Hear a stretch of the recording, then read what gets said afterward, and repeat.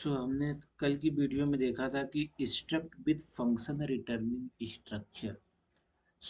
इसमें हम जो फंक्शन को स्ट्रक्चर के साथ कैसे इम्प्लीमेंट करते हैं उसे देखा था। हाँ, लेकिन अगर हम इस कोड को रन करें तो हम एक चीज़ यहाँ पे देखेंगे कि जो हम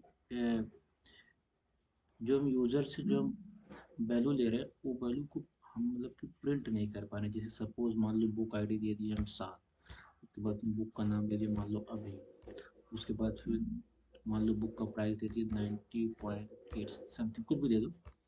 तो देखिए यहाँ पे वैल्यू प्रिंट नहीं हो रही। लेकिन आज हम एक नया कंसेप्ट सीखने जा रहे हैं जिसका नाम होगा कि फंक्शन कॉल बाय स्ट्रक्चर।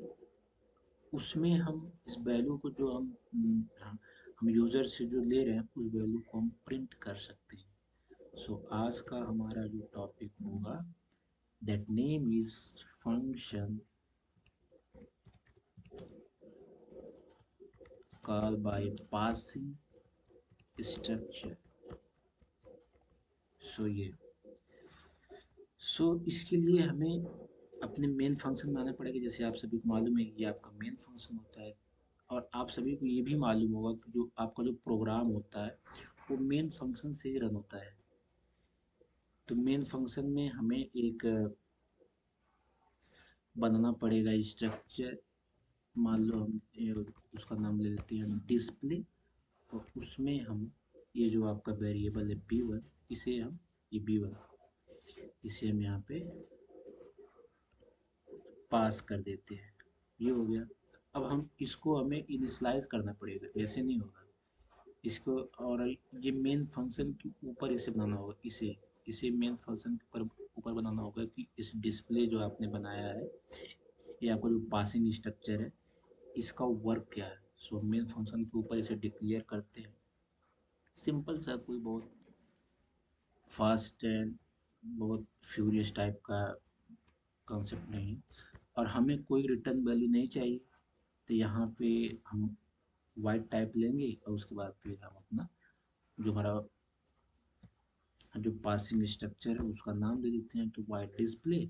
और उसमें हम आर्गुमेंट जो आपका डेटा टाइप है बुक भी, उसे हम दे देते हैं।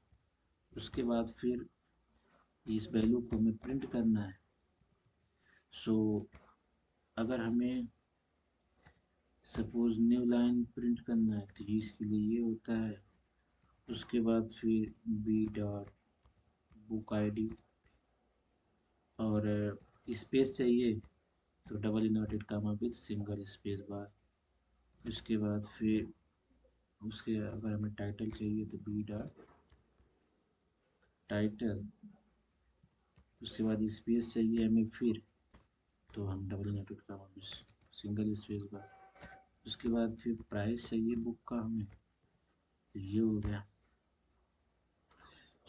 ये हमने बना दिया। ये आपका मेन फंक्शन हो गया। ये आपका जो पासिंग स्ट्रक्चर है हमने यहाँ पे ये बना दिया है। ये आपका ये पासिंग स्ट्रक्चर हो गया। और ये हमने जो फंक्शन को जो कॉल किया है हमने यहाँ पे फंक्शन भी बना दिया है बुक।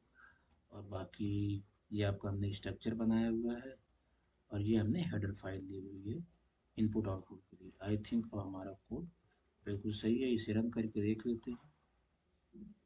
हाँ बिल्कुल हमारा चल रहा है। सपोज बुक आईडी ले लेते हैं 7, और सपोज हम बुक का नाम देते हैं, मान लो बुक का नाम है अभी, कुछ भी ले लो, उससे कोई फर्क नहीं पड़ता। और बुक का जो प्राइस है सपोज लेते हैं 100।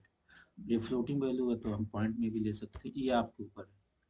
देखो अब यहाँ पे प्रिंट कर दिया है कि जो आपकी बुक आईडी है 7 है, जो आपका बुक का नाम है अभी, और आपके जो बुक का प्राइस है 100.7। अभी तक हमने जो स्ट्रक्चर में देखा था कंसेप्ट, ये सी लैंग्वेज में भी बिल्कुल ऐसे ही इम्प्लीमेंट किया जाता है।